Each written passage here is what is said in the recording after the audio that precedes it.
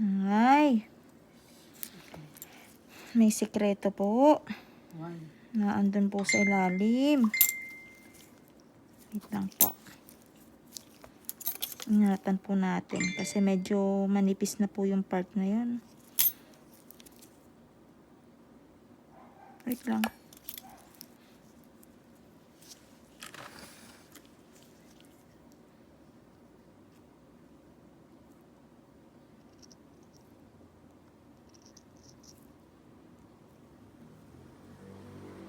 Ayan na.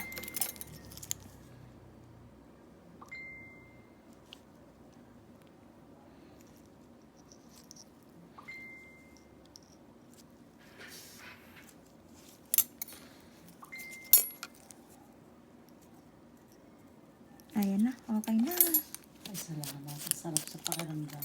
Kamusta po? Masakit po ba? Hindi. Ano lang siya yung paghugot, pero okay na. Hindi ka tulad ng ano.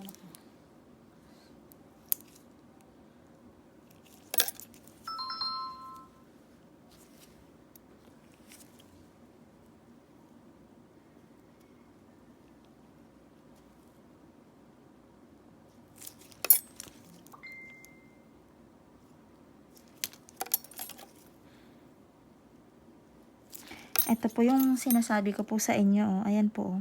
Nakadikit yung nasa ilalim po. Dry skin po yan. Na nakadikit po dyan sa kuko. Yan po yung kasakasama niya pagka tinatanggal ko po siya minsan. Ayan, nasa ilalim. May babawas pa ako, mami ha. Hindi po sumama yung dry skin kasi kulang siya sa cut po. So, nandun pa rin po sa ilalim yung dry skin. Wait lang po. Eto, sasama na po yun. Kasi sakto na po ang aking cut. Ayan.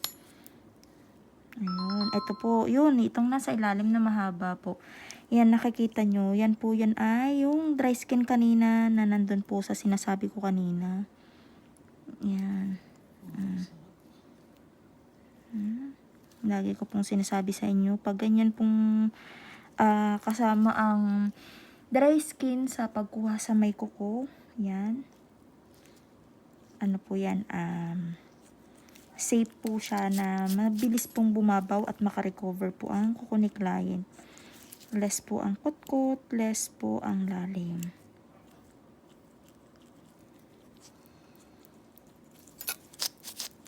Kumusta? Okay na po? Okay na. Thank you.